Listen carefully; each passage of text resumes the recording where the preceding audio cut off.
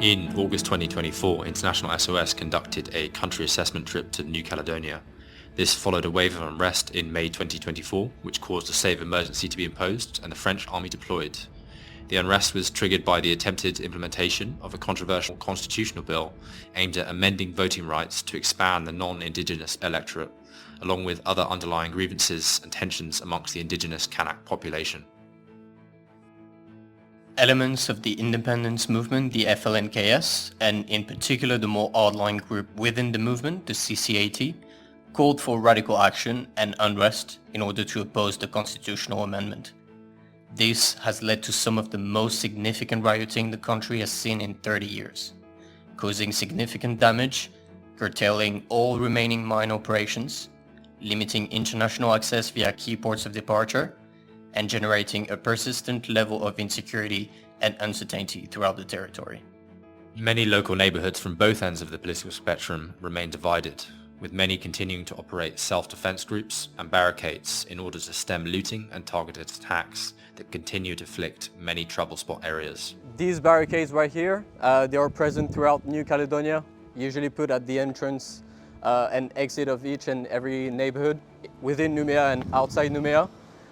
They aim to protect the local population and local residents and villages will assign people to monitor these overnight, and they will be fully closed in order to protect the population and ensure the security of each and every neighbourhood. International SOS has been in country to update our risk assessment and guidance for those intending to deploy and for those continuing to operate within the country, as well as strengthen our relationship with local partners and providers operating around the country. So, since the unrest in May 2024, we have seen a large return and normalisation within the security environment within New Caledonia. This is largely due to the imposition of French security forces which have come over from mainland France and continue to operate and stabilise the situation in the country. There are some areas in particular that still remain troublesome. So within North Noumea we talk about the likes of Dimbea, Saint Louis and Mondor. When we push up north to the country, some places like Coney and Kumak still present some complications, and likewise on the east coast, places like La Foa and Theo also have their own complications and periods of unrest.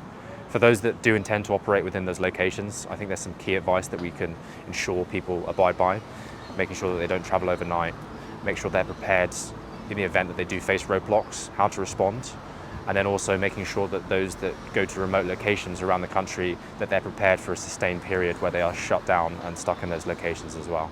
International SOS has also scoped various internal relocation and international evacuation options. Magenta Airport and the International Airport La Tontuta were both utilized during the most recent period of unrest, with helicopter and air charter options available for future movements. Significant roadblocks and access restrictions were placed on La Tontuta along the RT1 highway, with the highway posing a logistical challenge to international flights. Alternative options have also been scoped for maritime relocation and evacuation, working with local and international partners to secure safe departure, internally or to international locations such as Vanuatu, New Zealand or Australia. During our time here, we've spoken with different kind of maritime option providers. They've been able to relocate some of the people from Mondor area and Saint Louis to safer locations within Noumea, especially South Noumea. Local authorities have partnered with those maritime options to relocate people to a safer zone. In case there is further escalation, this might be an option to trigger. We are continuing to monitor the situation in country closely, particularly ahead of the 24th of September proclaimed Independence Day and the formation of a new French government. Given the prevailing situation, our advice remains to defer all non-essential travel to the country, and for those that continue to operate in country, prepare essential supplies and have contingency plans in place for further unrest.